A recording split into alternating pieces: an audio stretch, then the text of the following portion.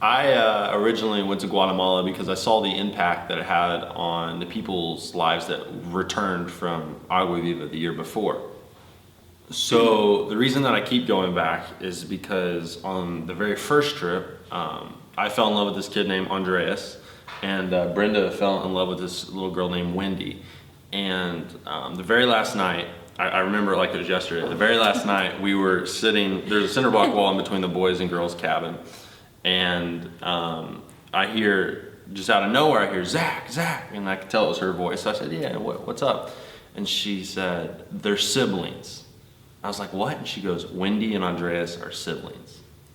And it was in that moment that I knew that, our lives were changed, because, that was a God moment for us, and we were really, really excited about the opportunity to possibly sponsor them in the future. And now, long story long, we now sponsor those kids, and we've been sponsoring. This will be the third year that we sponsor them.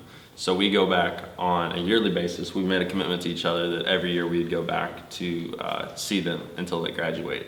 So the reason I keep going back is, I sponsor a girl that goes there, but I also love the relationships that I've built with the rest of the kids, but also the staff that works there, and it's really neat to go back and have people remember who you are. And it's like you have friends in a different country, and that's really cool for me.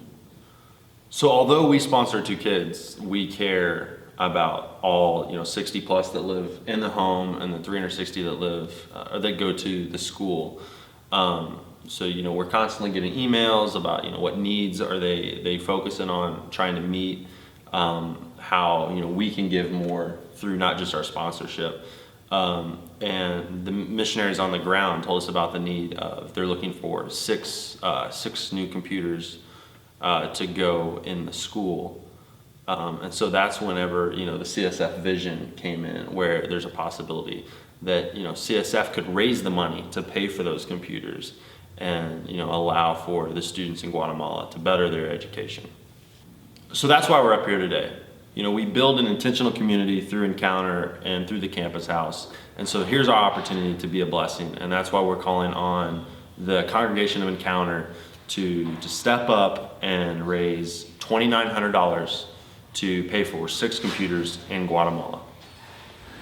And given that CSF's mission statement is to be a blessing, I think this is a great opportunity for us to be a blessing, even though we're not necessarily there for just giving.